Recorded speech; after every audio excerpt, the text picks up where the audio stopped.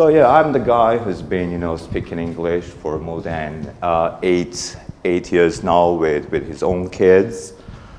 And probably I have to say something about my background before I get to the Zipfian tale of language input, whatever I have there. So originally I'm from Armenia, so that's probably my first language. Then I moved to Russia. I lived here. I lived here for 18 years. Then I moved to Montenegro, and my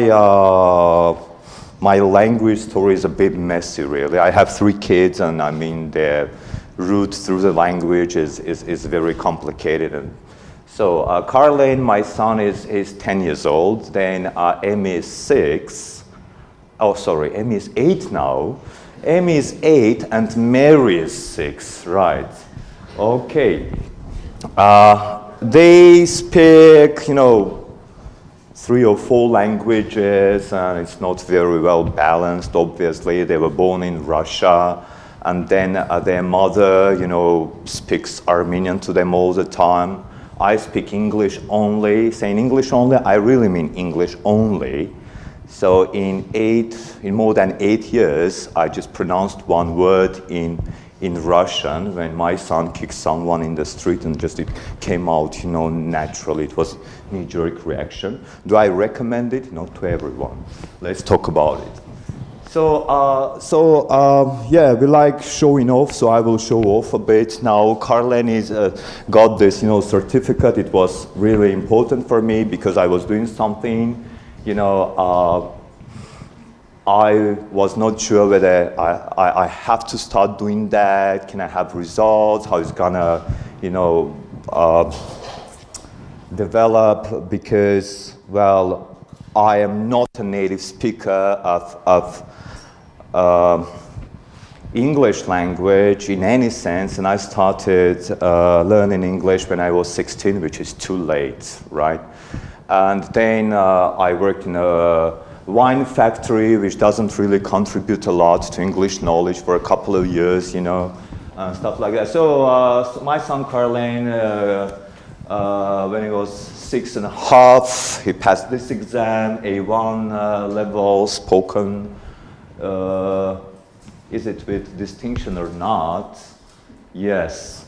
Then he got, that's my daughter, and she got the certificate A1 level, at 5.5. She just wanted it. She would follow me like, Dad, I want a piece of paper like that, because Carleni has that, and I want it as well. I said, okay, I will talk to them. The examination board was not very happy about it. Like, she's only 5. What is she? I don't know.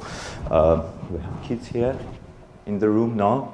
No. Okay, so I can swear. Oh, no, we have. Okay, so what if, she has a little accident, or something like that? So I had to write a piece of paper saying that I take all the responsibility for whatever, happens in the exam. Then Carleni, you have the age there. He got A2 level with distinction and stuff like that, and I just stopped with certificates because it's not really important, and also it's not very fair, because I think of English as, I don't know, I don't like this dichotomy, native, non-native. It's my language, but if you want, I can prove really that English is my native language, but if you want, I can prove that English is not my native language. Whatever you want, really, because you really do not have that, a hard definition for what is native language, but it's my language. But for my kids, English is native language, because they're growing up speaking English.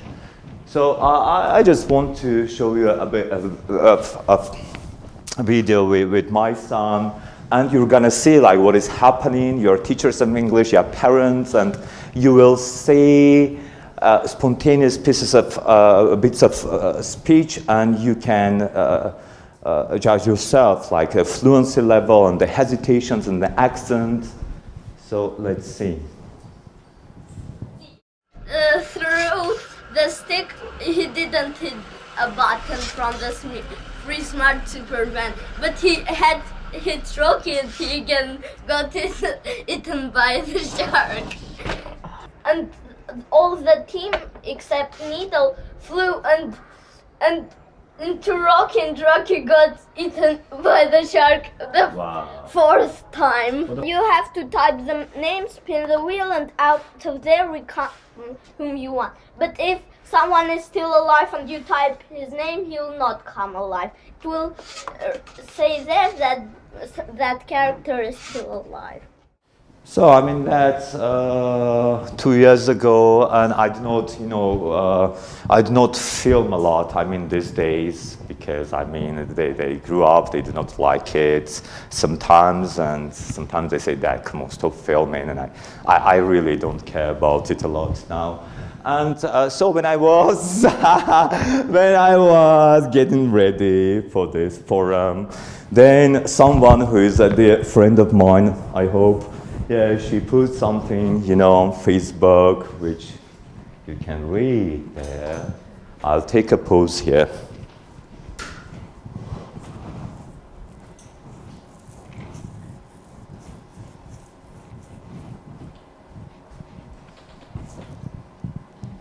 For those of you who can't read in Russian, so one of the most controversial reminiscences from my childhood summer, Estonia, lilac bush. Sitting there beneath the bush is my grandma holding this course book, English for Foreigners. And there I am too, a tiddler, a small fry, sitting by my grandma and the book. Some happy kids, don't cry. Some happy kids are passing by, heading down the pathway to the riverside. I'm attempting to pronounce this word. Potato, I don't know, potato. Somehow, yes. The question is why? Why would you even need exercises like this? So why do you need exercises like this? That's what loving parents do to us, That's what they do. That's what I do to my kids sometimes. And I mean, we want the best for our kids, right? Probably that's why they do it, but the problem with parents is that sometimes they think that they know how to do stuff, but very often, or sometimes, they really don't know how to do it. That's the problem. Yeah. Issues. Non-English speaking community. Non-English speaking community, parents or teachers, fluency and methodology, right? I mean, as teachers, can I say we? Well, okay, we have a lot of problems, and language input is probably, a very important part of it. Yeah, because language input, you have to have a lot of language input, right? And you do not have really a lot of time. And Masha probably knows that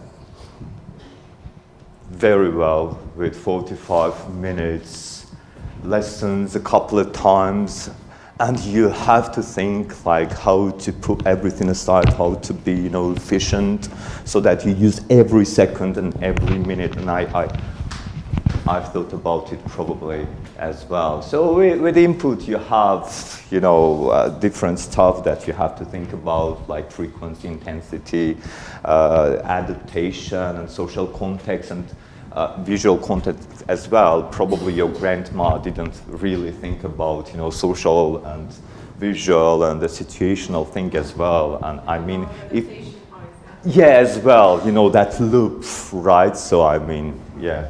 You have to use that. There is a very interesting, a research group in America, natural language study.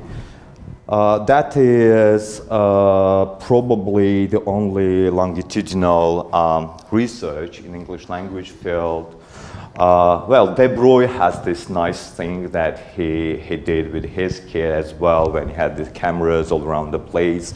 But this one, actually, you have percentiles here, and that's the adult word count, 6,000, starting from 6,000 to 29,000 words. So that's the amount of words an adult, pronounces during a day. Yeah, when I mean a parent, actually it is combined. It can be father plus mother plus caregiver, well, all the people who provide language input for the kid. Then you have child vocalizations there, which can be ba-ba. It's not words. I mean, it can be words or it can be anything the kid says with some pauses, 300 milliseconds on both sides of that thing, which that's why you have it. And they found out that conversational turns are very important, actually, because it's not lecturing. When you talk with the kids, probably you have to listen as well sometimes. And I mean, that's why you have this, feedback loop, which has a lot to do with error correction as well. So you talk and you listen and you take turns, right? So, and here's the result of the kids. You have taciturn parents here who do not talk a lot to their kids, and you have parents who talk to their kids a lot, and you see the result actually. With the parents who talk a lot, you have about 2,700 words which kid can produce. And with this here, you have about 1,600, which is a lot of difference. I mean, being native speakers of a particular language, sometimes we are like, okay, these kids are going to learn the language. They are just, they are soaking up the language. We do not even teach them anything. That's not true completely. Every parent is a teacher in a way. We teach our kids. Because when if you're Russian, you're talking to a kid, they say something, you give them feedback, but you keep, smiling, you keep praising them, yeah, good, my kid said something, and you give them this corrective, feedback loop. And that's how they learn, and that's what good teachers do, I guess. So it is there and here. Here is Russia, there is somewhere America, Britain, whatever. Probably that's a situation kids, find themselves. That's, you have the child and you have a T, which is a teacher. It can be, I don't know, somebody, not teacher probably, but somebody who provides language input. And in ideal situation, you have like a kid talking to a teacher, to an adult giving a feedback, and you have a lot of people talking to the kids. And we have our own choice of words, right, and the grammar as well, the idiolect thing. So they have rich language input from different sources. And it is a very expensive model to transfer financially into the community, let's say Russian-speaking community. Sometimes you have two people, sometimes you have 1 to 1, but whatever. You have one kid, one parent, or 2, 4, sometimes more. And here, usually, you have one teacher in a very good school, yeah, with a small group of 4 kids. And this is also an ideal situation when a theoretical one, if a teacher can really manage to give the feedback loop all the time and answer all the questions and be very attentive, but probably you have this more often than not. Right, some kids, sitting there, and a teacher, having this nice kid over here, and like, wow, I love this kid because this kid is listening, and I have some results. That's nice. Let me pay more attention there. And the teacher talking to this kid is not getting back, and these kids are talking to each other. All the things going on. Yeah, sometimes you have, one-on-one classes. Do you have a sufficient amount of them? If yes, then you are lucky. But then you get, the teacher's active vocabulary, which is in the best case scenario becomes your passive and active. So there is this book, which is called Angliski s Pilonek. I'm outraged. It is, oh man. Is the author here? No? It says that, I had this diploma I'm a philologist, whatever, and I wanted to speak, English with my kid. And I was talking to my mom, and my mom said something wise, and after that I started doing it because my mom said, well, you have the diploma of higher education, 3 minutes left. Higher education, anyway, if you start talking to your kid will have the same level. No, the kid will not have your level.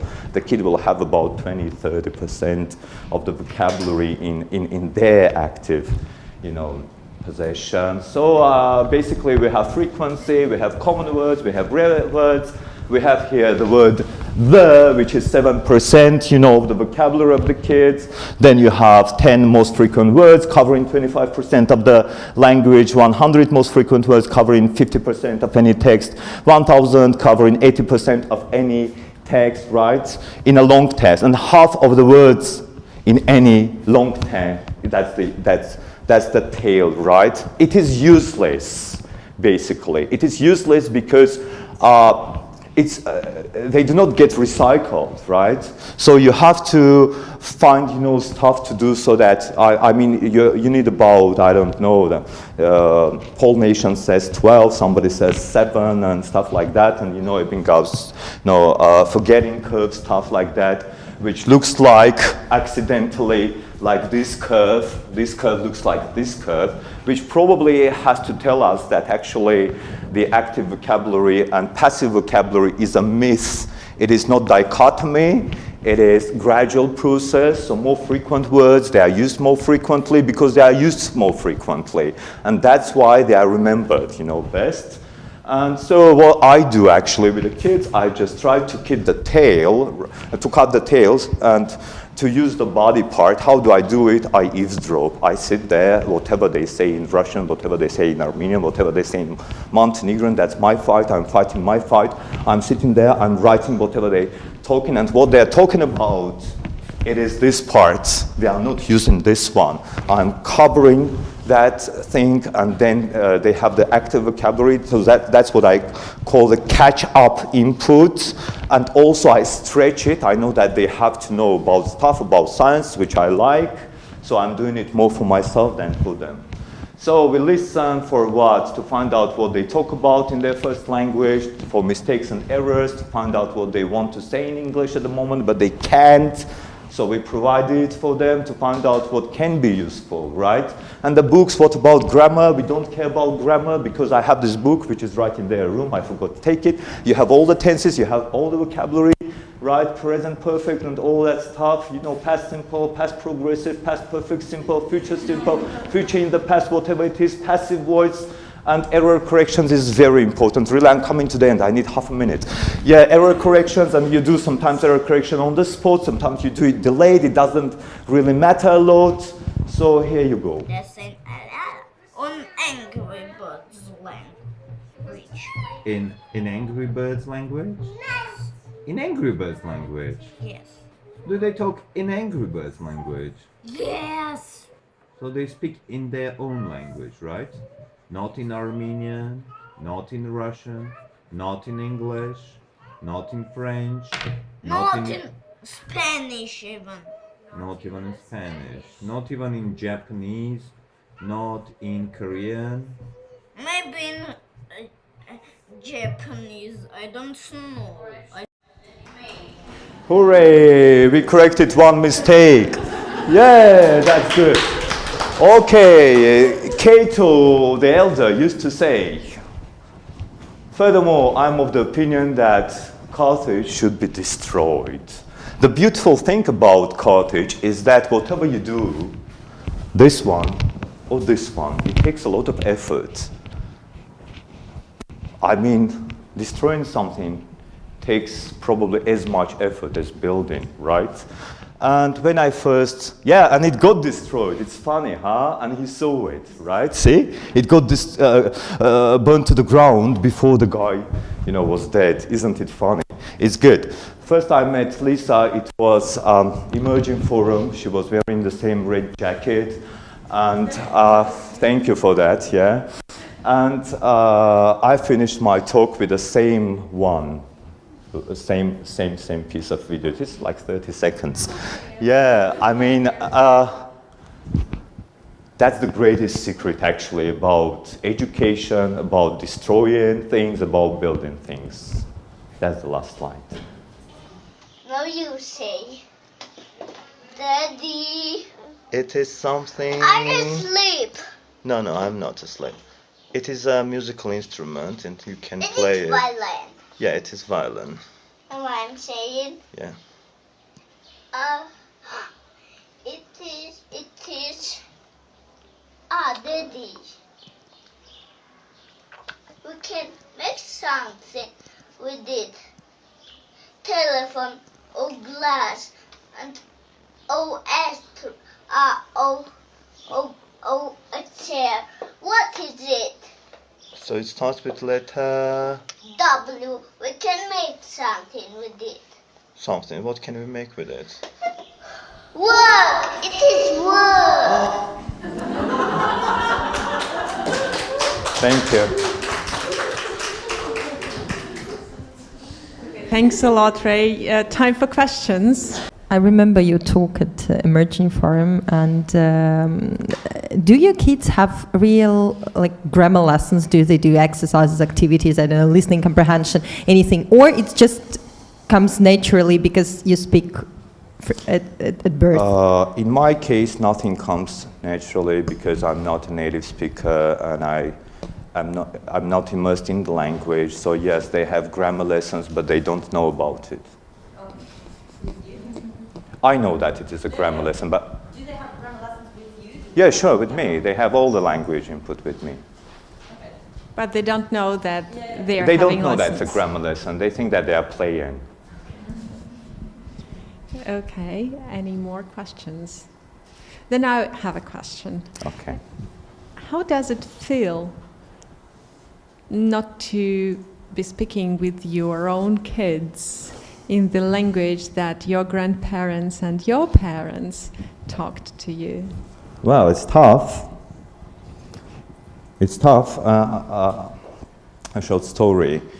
So, I mean, it feels empty sometimes.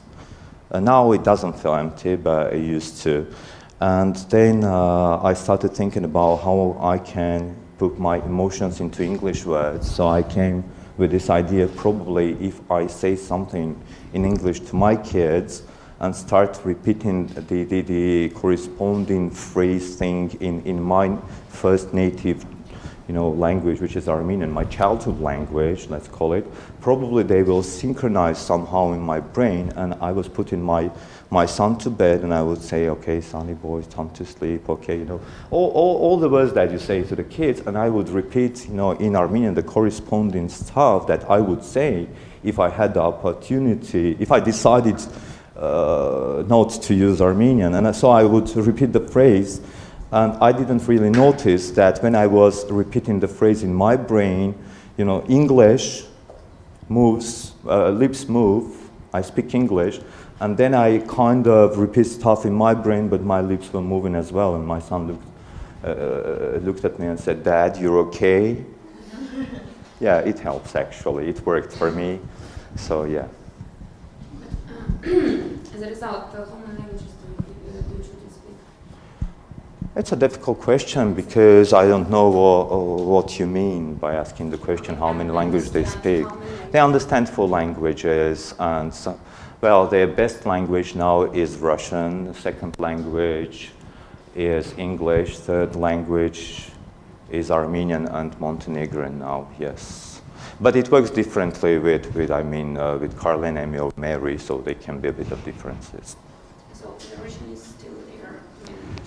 Yes, and it's not going to be the first one, but yes, still yes. Yeah. Okay, thanks a lot, Ray. Thank you. Thanks a lot.